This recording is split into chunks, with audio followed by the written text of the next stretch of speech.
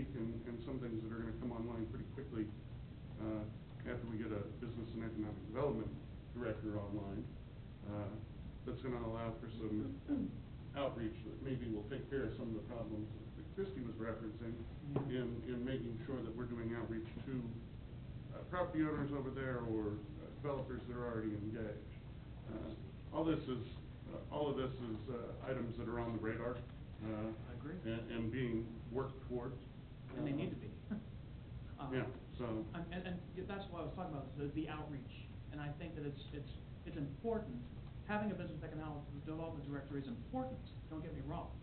But I think that there's some proactive steps that we can take as a city on the outreach side that can help to address some of the issues that Christina, and they're very valid issues, that Christina is bringing up with regard to our relationships with the landowners and developers that are looking to develop that property. Development's going to come. I think that's very clear, and I know that we're about to have a symposium in a month or so that's going to be talking about development by chance or by choice.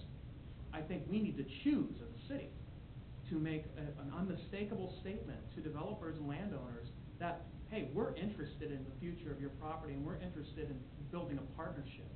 And right now, I don't think that that's necessarily in the cards. I'd like to be able to accelerate that to a certain extent by building a team of outreach-minded individuals to start creating those relationships.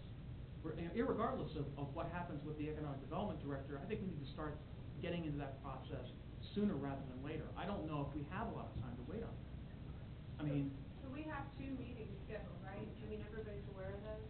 To look at a sub-plan for 191st Street and Gardner Road and I-35, and then a second meeting to pull in the property owners around 175th Street and I-35. All of those coming up within about the next 30 days, roughly. So my thought was we would utilize feedback from those meetings, because in those meetings we have the property owners themselves, we have commercial real estate agents that represent those property owners, we also have bankers involved that are financing property and getting some inquiries. So I would think that we would utilize that feedback through those meetings to determine what types of things we need to fix and move forward with. Because one of the things, I mean, we spend a lot of time talking about infrastructure, and I'm not saying in all cases that's not needed or wanted, but I mean, I can tell you, one person I talked to said, I could really, at this point in time, care less about that. You can tell me that you're going to build sewer or whatever, and that it's going to increase the value of my property. He said, I don't see that. He goes, because I can't get past developers saying, if you don't fix these things or work with the city and get these things taken care of, I don't care what they provide. Yep. I don't want to go there. So those are the things, and I actually think, and I can tell you, I mean, Brian has been fabulous, Cheryl has been fabulous. There have been some very specific situations that happened years ago that nobody here was engaged in, that we've investigated for a couple property owners and are in the process of correcting or what have you, that will go a long way. And those are the types of things. I mean, I agree from an outreach perspective, and I think that some of that is happening. So, but I think pulling those people together and getting some feedback from all of those entities will give us some very actionable solutions or things that we need to pursue solutions for. Sure. And economic development and annexation is a process, and I mean, we've got the first steps of the process that are already lined up for a couple of key areas of development, and we're gonna. I mean, it's going to give us a platform from which to build on from there. Yeah, I mean, the last thing is I know that we have annexed property that's already been annexed on the east side of I-35. It's between Clare Road and I-35 and 175th. That triangle there. And it was annexed primarily for the local development, which then fell through, and we understand how that all went down. We can't service that property with anything but electric right now.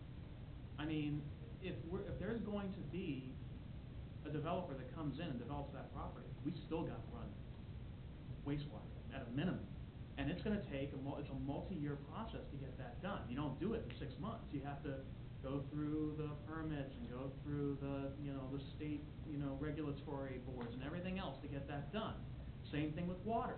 It takes a while, even if we use the bore lines coming across on 175th from Water One, we gotta tap it, and so that's gonna take some time, 1 to 2 years, I think is what our analyst said here tonight.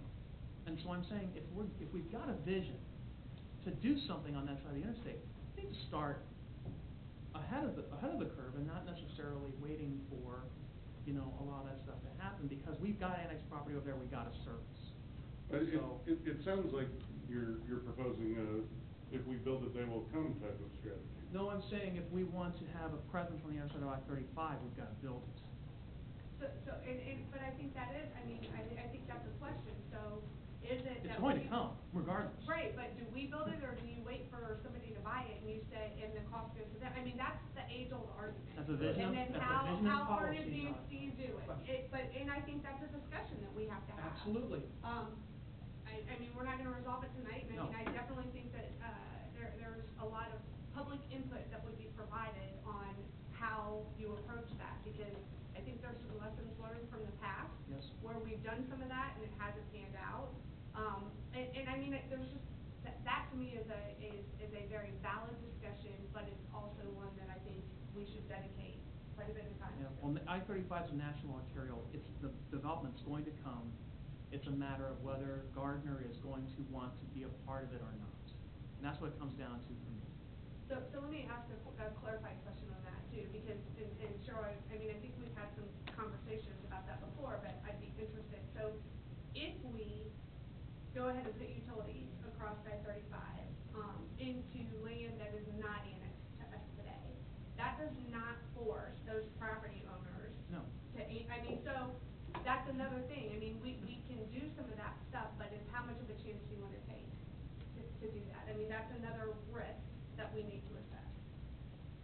Right, you don't wanna get into an involuntary annexation because it's very complicated and probably something that legal can speak to, but because you have infrastructure there, it doesn't force an annexation. Oh, and I'm not looking to force an annexation. What I'm looking to do is I'm looking to try to service the land that's already been annexed on the east side of I-35, and that gives us a base to be able to pursue annexation with other individuals. We've gotta service the land that we have already in the city that's on the other side of I-35, let alone the stuff that's south of it. How many acres is the lowest parcel? Brian, anyone know? I mean, there's thousands of acres on the other side of that. Absolutely. I mean, not 8,000, thousands of acres on the At other least 6,000 side. to 8,000 that we have access to. But I don't think that the parcel that you're talking about, It's not very large. it's not very large. No. Okay. But yeah, I think, we've got some pieces, we've got some machinery that's going right now already, but I think that this is a high priority item. Very high priority. For everybody, and I think that it's been on everybody's radar since the approval of the comprehensive plan last fall, so. Anyone else?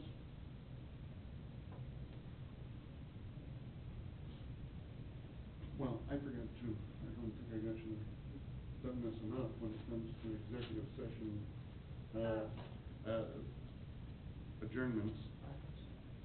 You've got the practice, so we were thinking about 30 minutes. Okay. I move we go into executive session to discuss the city administrator's, 2014 performance review, starting at 8:11 and returning to, Regular council, session. regular session at 8:41. Second. Motion, Harrison, second, shoot that we adjourn into executive session. All those in favor indicate by saying aye. Aye. All those opposed?